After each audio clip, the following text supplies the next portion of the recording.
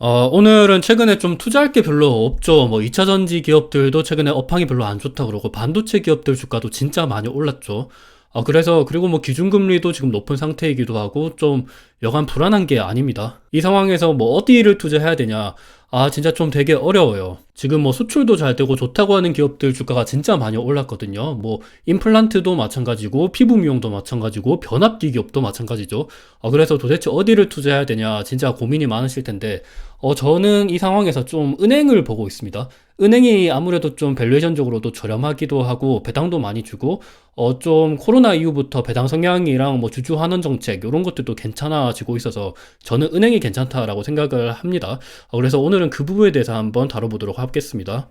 근데 은행이 밸류에이션도 싸고 주가도 많이 못 올랐고 주주 환원 정책도 강화되고 있는데 근데 막상 투자하려고 하니까 고민도 많이 생깁니다. 왜냐하면 최근 들어서 뭐 정부 규제 이슈 이런 것들이 계속 일어나고 있잖아요.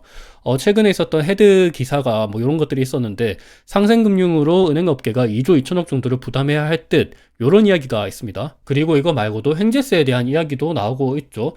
그리고 가계대출 확대 억제 주문. 우리나라는 OECD 국가들 중에서 가계대출이 가장 많은 국가입니다. 그러다 보니까 지금 금리가 높은 상태에서 부실채권 이슈가 생길 수밖에 없죠. 그래서 금융당국은 가계대출이 더 이상 많이 못 오르게 주택담보대출도 줄이고 있고 보금자리론 이런 것들도 없애고 있죠. 그러면 당연히 은행들은 이런 걸로 돈을 벌고 있는데 당연히 업황이 안 좋아질 수가 있습니다.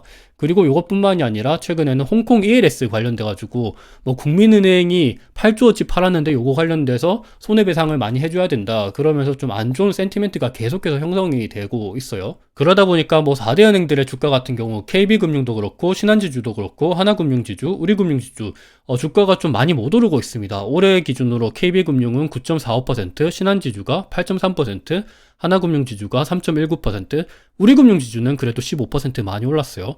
우리금융지주는 그래도 증권사가 없죠. 최근에 증권사들 같은 경우는 부동산 PF 리스크 이런 것들 때문에 좀 많이 안 좋은 모습을 보이고 있는데 그래도 우리금융지주는 증권사가 없어서 상대적으로는 좀 좋은 모습을 보이고 있는 것 같아요. 근데 뭐 KB금융, KB증권 있죠. 신한증권 있고 하나증권 있죠. 그래서 얘네들 같은 경우는 지금 코스피보다 많이 못 오르고 있습니다. 코스피 같은 경우가 올해 주가가 거의 한 14% 올랐죠.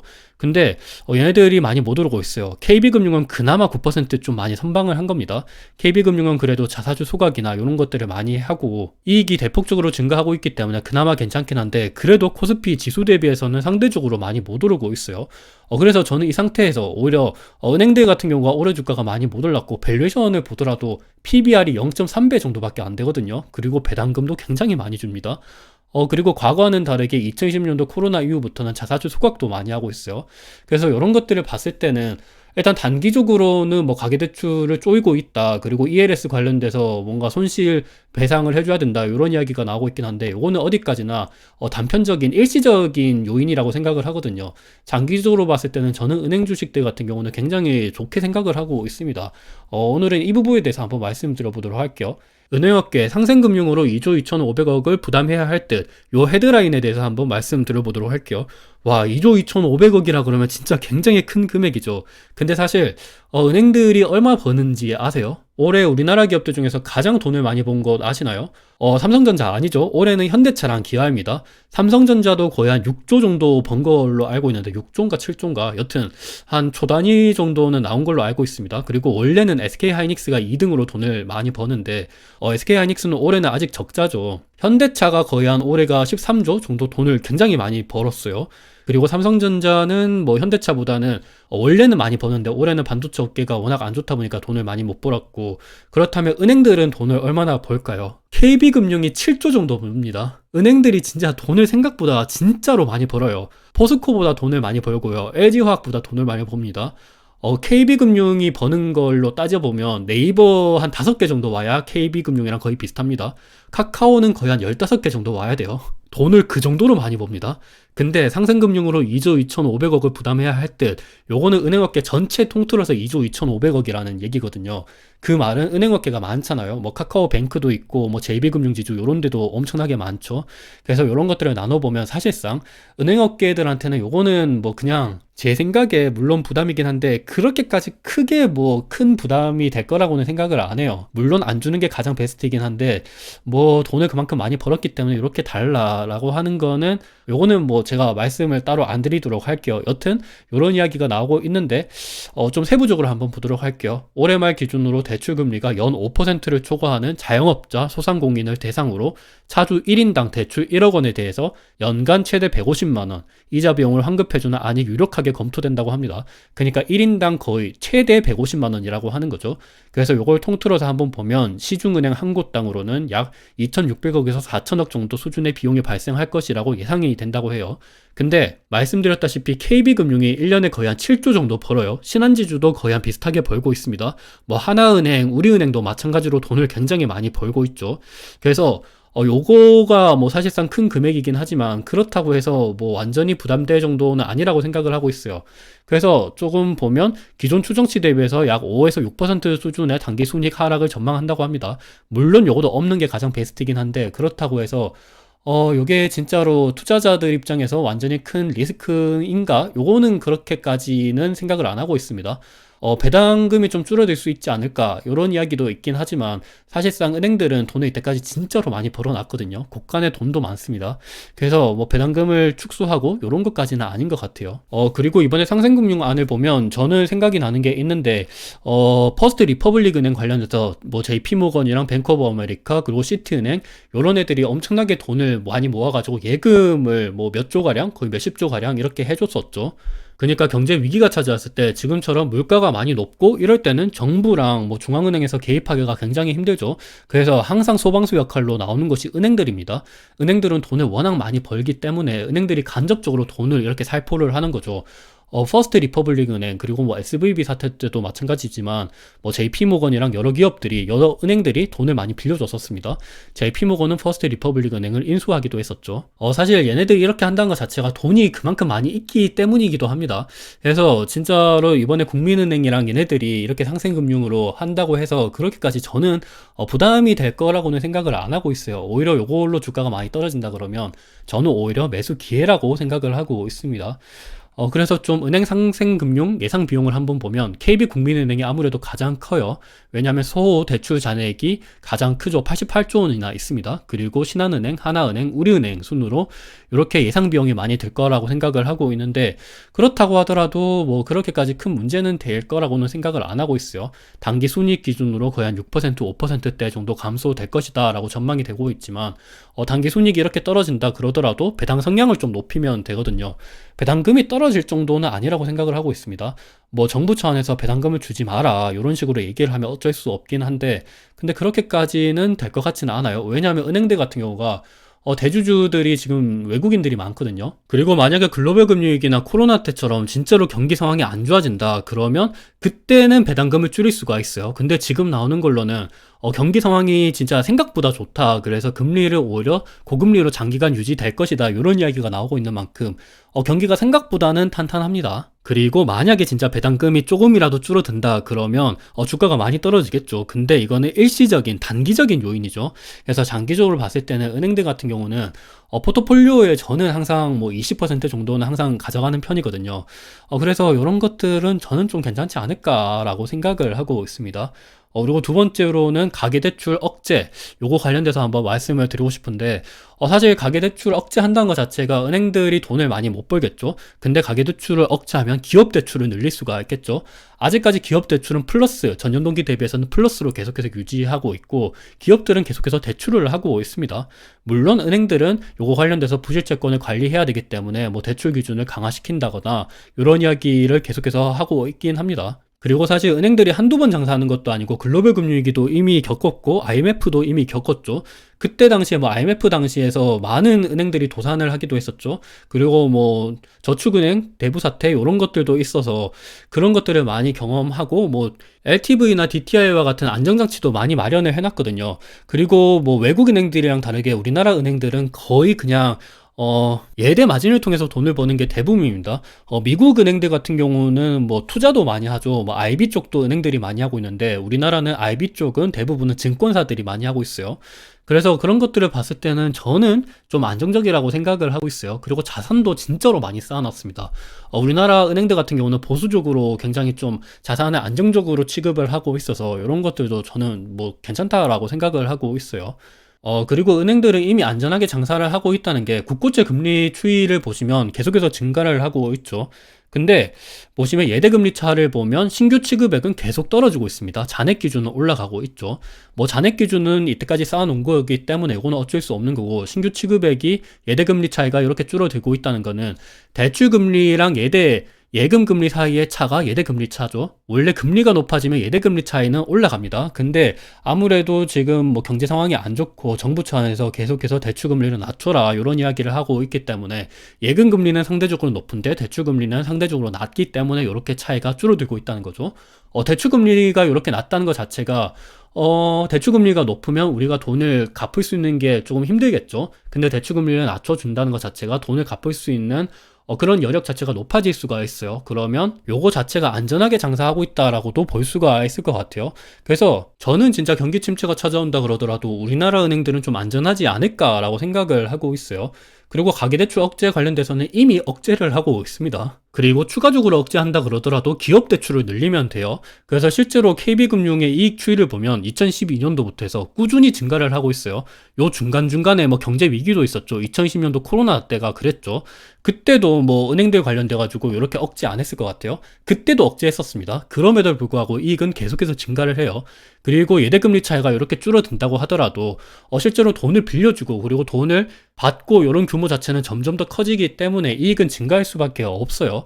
그래서 앞으로도 저는 계속해서 증가할 거라고 생각을 하고 있습니다.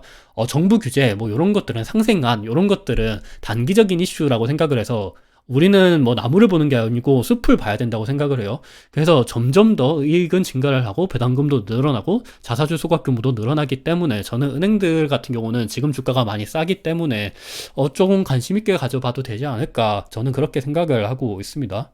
그리고 일각에서는 이런 이야기도 많이 합니다. 기준금리가 앞으로는 떨어질 일만 남지 않았냐. 지금 미국의 시장금리, 국고채 금리를 봐라.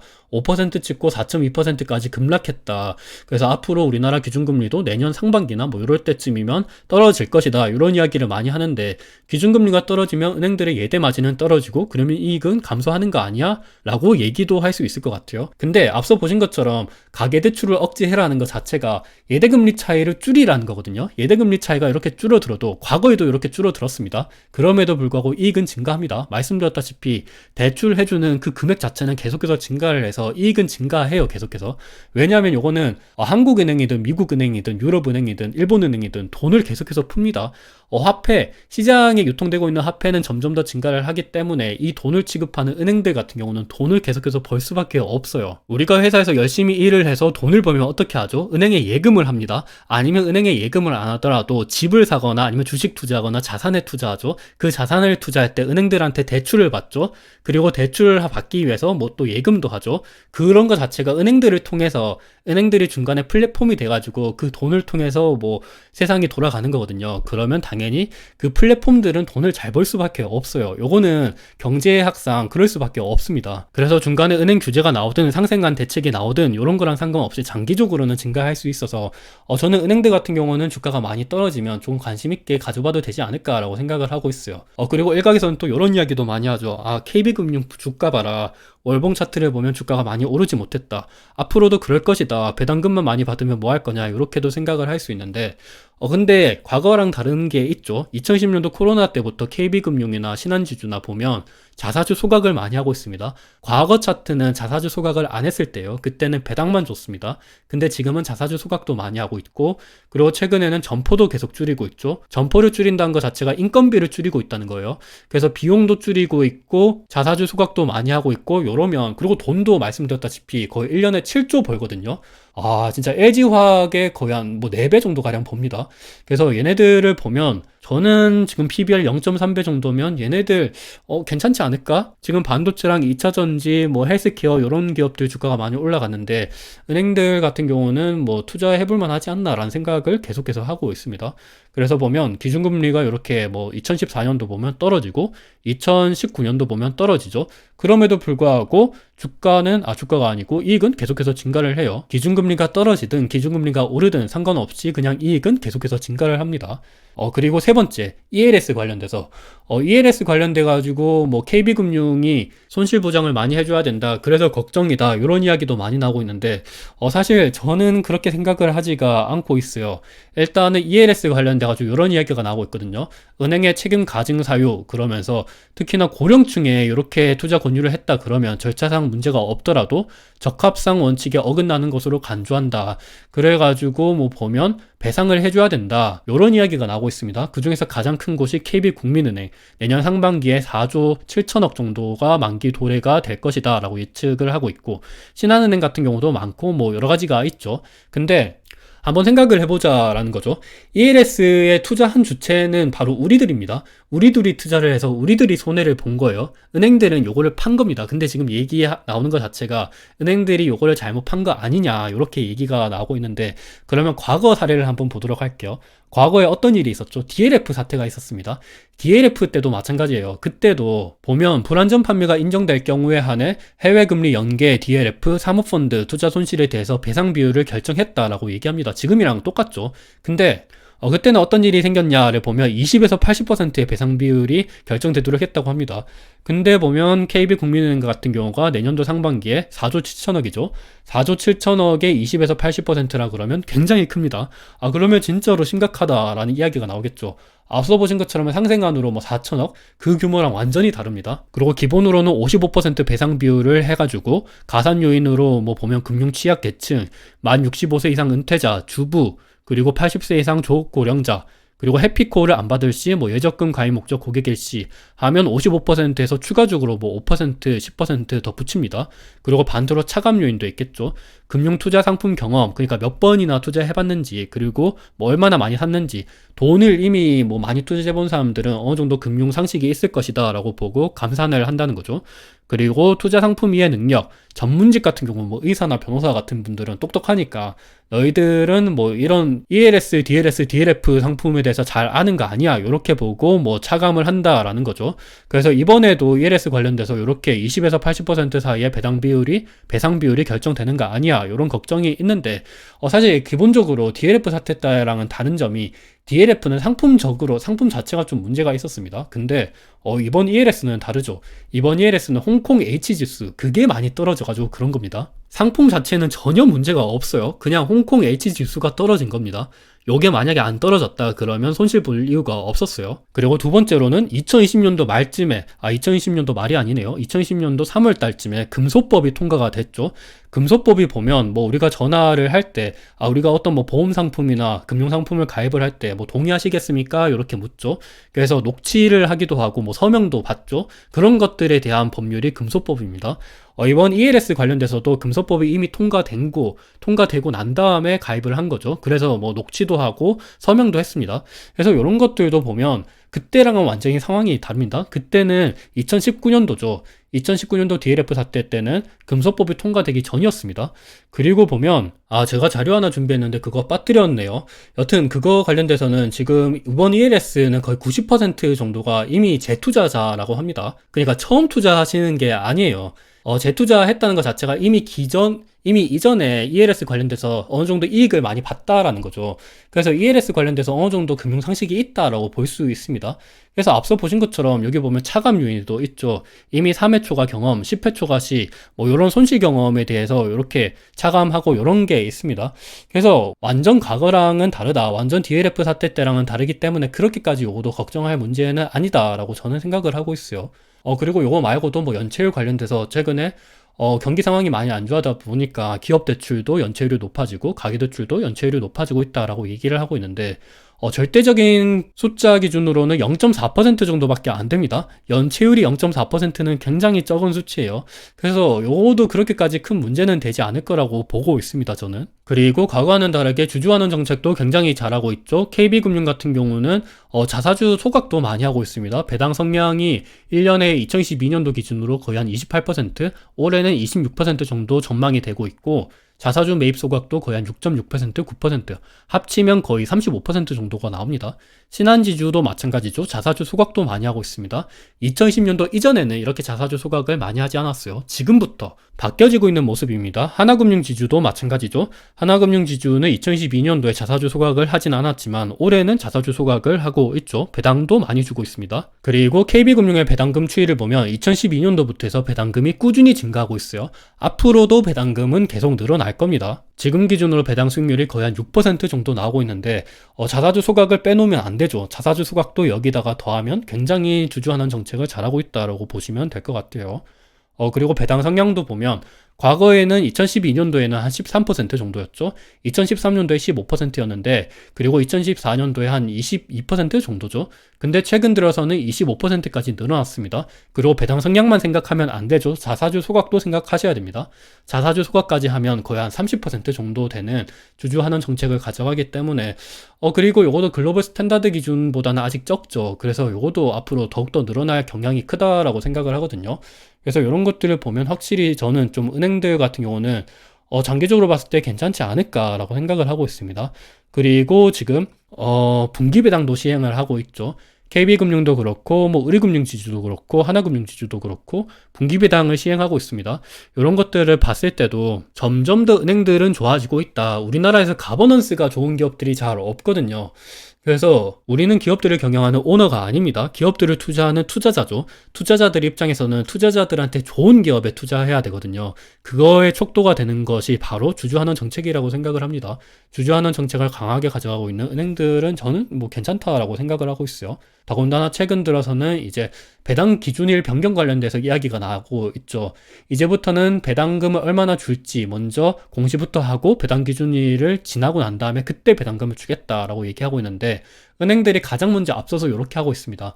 요거 관련돼서도 주주들을 무시하지 않겠다. 우리가 가장 먼저 국내 산업 중 가장 먼저 우리들이 주주환원 정책을 확대하는 모습을 보이겠다. 이런 의지 자체가 보여지는 거기 때문에 저는 굉장히 높게 평가하고 있습니다. 그리고 무엇보다 밸류에이션이 진짜로 싸요. 지금 올해 기준으로 코스피 전체 평균 PBR이 1배 정도 되고 PER은 12.5배 정도 됩니다. 근데 은행들 같은 경우가 진짜 많이 싸죠. PBR은 0.3배 정도입니다. 와, 진짜로 0.3배보다 더 떨어질 수 있을까라고도 생각을 하고 있어요. PER 기준으로도 4배, 3.3배 정도밖에 안 됩니다. 앞서 말씀드렸다시피 KB금융이 1년에 거의 한 7조 정도 벌거든요. 그리고 신한지주도 한 6조 정도 벌 거예요. 근데 시가총액을 보면 20조, 18조 이 정도밖에 안 됩니다. KB금융이 돈 버는 거를 따져보면 포스코 3개 정도 와야 되고요. LG화학 또한 3개 정도 와야 됩니다. 네이버 한 8개 정도 와야 돼요. 카카오는 한 15개 정도 와야 KB금융이랑 거의 비슷해집니다. 그만큼 KB금융, 신한지주, 우리금융, 하나금융 돈 잘 벌어요. 그래서 그런 거를 보면 저는 지금 뭐 반도체 기업들 주가가 많이 올랐고 2차전지 기업들 주가가 많이 올랐는데 지금 우리나라 은행들 같은 경우는 여러 가지 요인으로 뭐 ELS 관련된 요인도 있고 정부 규제 이런 이야기도 있고 연체율이 높아진다, 부실채권 문제가 있다 이런 이야기가 있는 만큼 주가가 많이 떨어졌는데 오히려 저는 지금이 좀 기회가 될 수 있지 않을까 조심스럽게 저는 그렇게 생각을 하고 있어요.